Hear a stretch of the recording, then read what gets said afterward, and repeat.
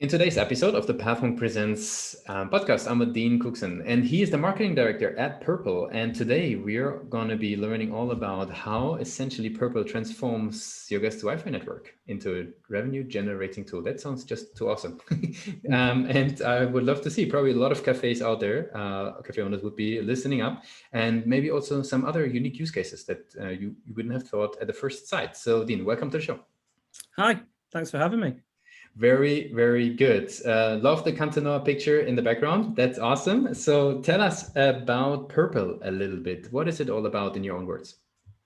So basically, we make spaces as intelligent as their digital equivalent, such as a website. So we do that largely by using existing infrastructure, so things like Wi-Fi that you mentioned, but also cameras and the Earth's geomagnetic core. So we do that to make the venues safer, to create a destination that people want to go to, and ultimately to provide bottom line benefit through cost savings and increased revenue for our customers. So it's really all about making or creating intelligent spaces and helping those spaces thrive and survive. Okay, super interesting. Could you give us a couple of examples of those spaces? Like what would there be? Like, is that things that people, experience in their daily lives? Like, tell us a little bit more. What types of businesses and companies start using Purple? Yeah, so it's probably easier if I kind of break it down into the different products. So in terms of our kind of Wi-Fi analytics product, we generally help out venues that have people dwell for quite a long time. So anything from a stadium, an airport, retail spaces, hospitality spaces. And fundamentally for the customers of those spaces, we're able to give them high quality user experience when getting on the Wi-Fi. But then for our customers, they benefit because they're able to understand more about their customers, whether that be from a demographic perspective, but also in terms of understanding how they use that space, as well as influencing their behavior in that space. So, if you take something like a retail space, we're able to understand who their customers are, but also provide them with offers while they're in the space. So, really being able to try and influence that behavior in the moment. So that's the Wi-Fi side of things. In terms of wayfinding, so the way we generally describe wayfinding is Google Maps, but for indoors. And that's being used a lot in healthcare, in hospitals, but it's mainly for very complex spaces where lots of people get lost because they don't really know the space very well. So taking you from your home, you've got an appointment reminder in your phone, click get me there. It will get you to the right parking garage or car park, depending on which side of the pond you are. It'll then navigate you through to the right department, all in good time, so that it relieves the stress, because obviously, going to hospitals is a pretty stressful event without people getting lost. And then from a sensor perspective and cameras,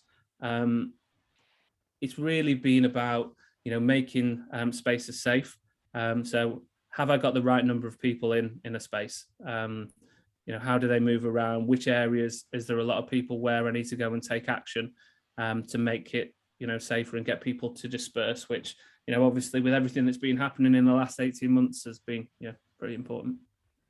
Perfect. Super interesting.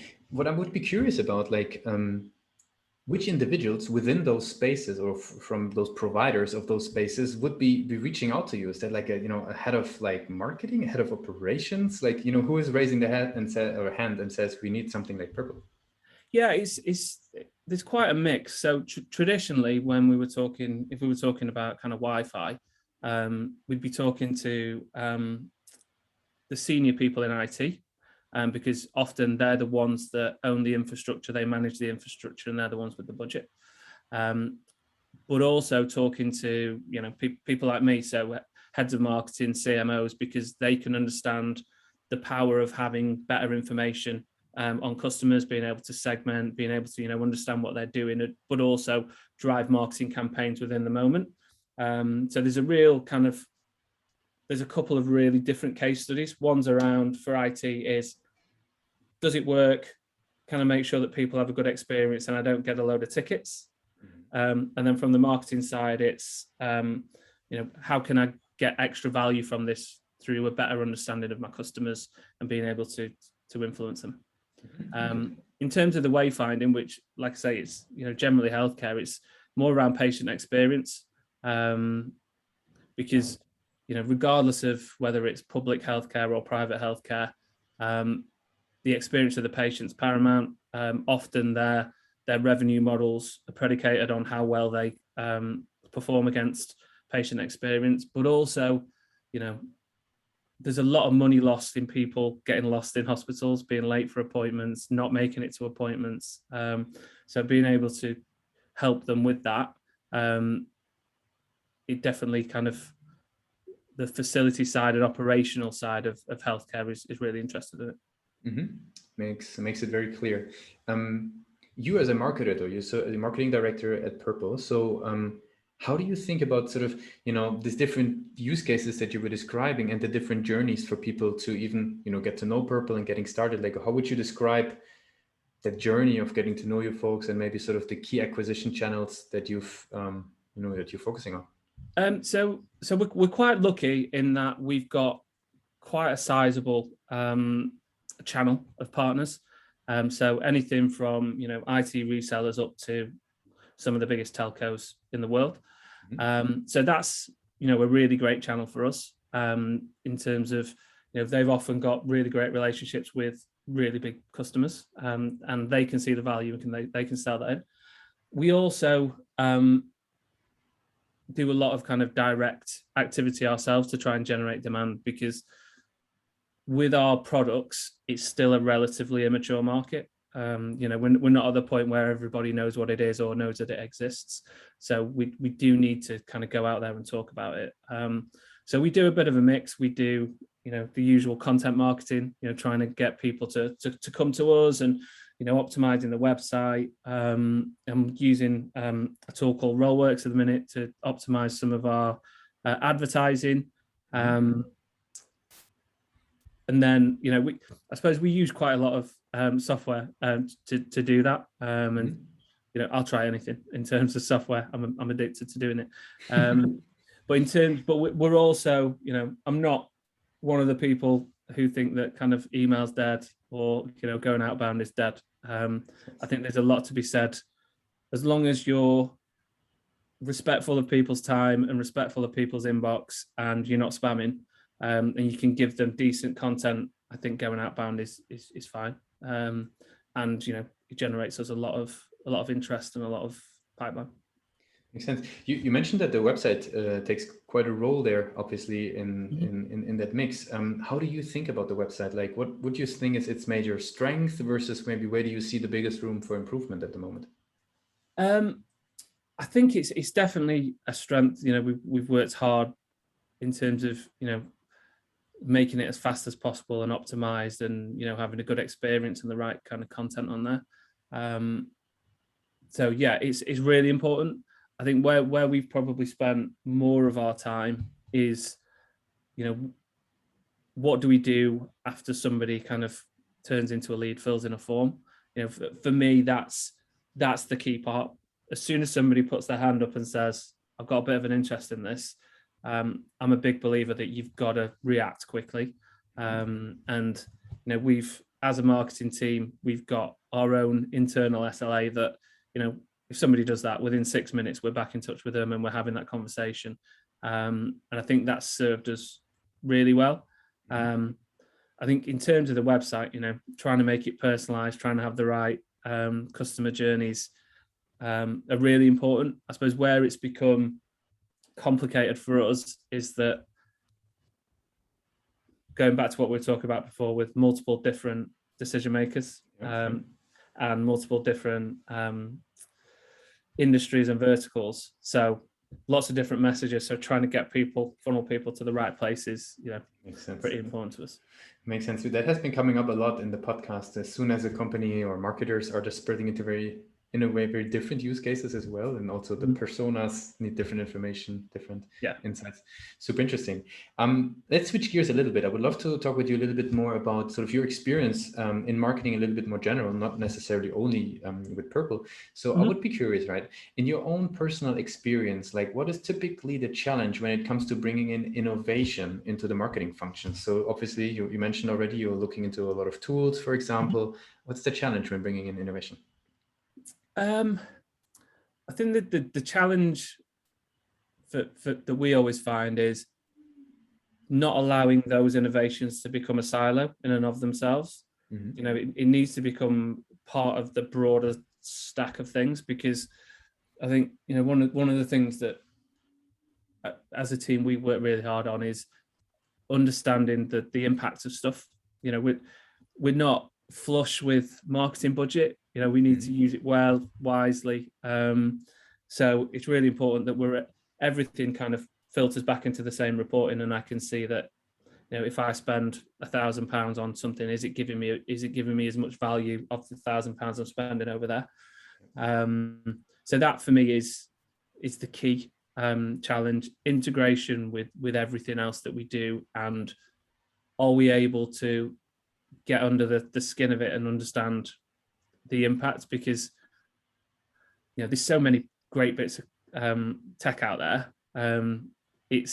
But not everything works for everyone, and there's loads of different reasons why different things don't work for different people. And I think if you're able to get to that realization, or, you know, figure out what works for you quickly, and you've got a really great way of reporting on that, I think that's, you know, it's really important. Otherwise, you sign up for 12 months, spend 100 grand on something, and, you know, a month in, you realize you've got 11 more months and it's not going to work. It doesn't feel like a good feeling.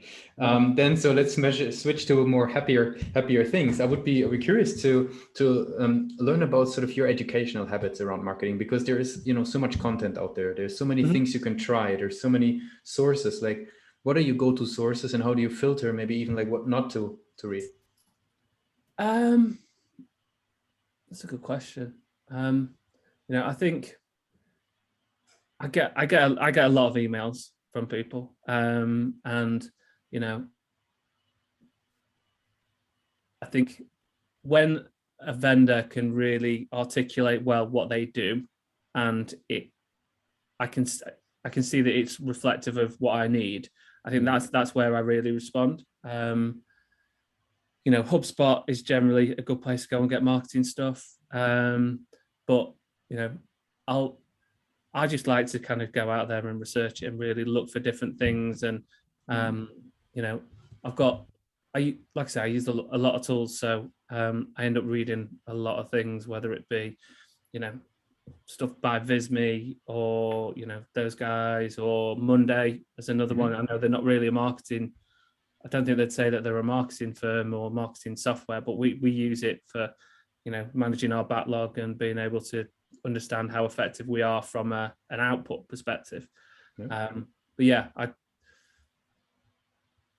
generally, and I don't think this is very helpful, I'll generally get, you know, an idea or a challenge that I need to solve, and then I'll just do my research, figure out, and then find 2 or 3 tools and just give them a go. Okay, cool. Since we're slowly coming to an end of the interview, I would love to jump into our rapid fire questions. Are you ready for those? Okay, yep. What's the last book you read? The last book I read, was, oh God, what's it called? The Netflix book, No Rules Rules, which is, yeah, fantastic. Very good. What's one single thing your company is focused on the most at the moment? What we're focused on the most, we're really focused on culture at the minute. You know, we've obviously, like a lot of companies, we've come out the other side of, or we're coming out the other side of lockdown and all that stuff. So we've moved to a remote first. We still have an office and people can go in, but we're really trying to understand how being remote first business influences our culture. You know, we've got really great values that we're very proud of. So yeah, for me, I think understanding that is really important for us. If there would be no boundaries in tech, what's the one thing you would fix for your role? No boundaries. Having a tool that told you accurately all the time who's on your website. What's the last thing that, go ahead, sorry. No, I just, yeah, I think that would be, I know there's a lot of people out there that kind of say that they can do it, and I'm not going to say who they are. But it's that if you could have 100% accuracy and say, you know, Lucas is on your website right now and this is who he works for. Mwah, beautiful. Sounds very good. What's the last thing that kept you awake at night about the company? I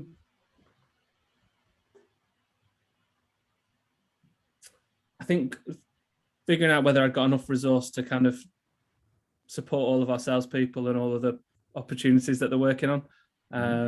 Yeah, I think that's probably the one. Cool. And as a last question, I want to do a bit of time travel with you and get back to the Manchester Metropolitan University, if you allow us to do some time travel here. So you're just finishing off university education. You're heading off into the world of marketing. What's the one advice that you would give yourself?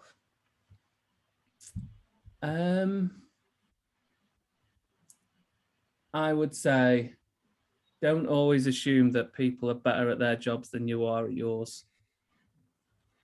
I think took me a long time to get my head around that. You know, everybody's having their own problems with the job. You just don't know that they are. Very good. Appreciate it. I appreciate you taking the time with us today and shared a little bit about your world, the world of Purple. And I want to give you the last word. If somebody would be forgetting all that we discussed today about Purple, what's the one thing that they should remember? That Purple helps venues thrive and survive. You know, I think everybody's spent a lot of time indoors recently, not going out. You know, we think it's really important that people come together safely, you know, and when they do come together, they have a great experience, and that the places that they go are protected and, you know, are able to be financially viable. So that's what I'd say. Thanks a lot for being a guest on Pathway Presents. Thanks for having me. Cheers.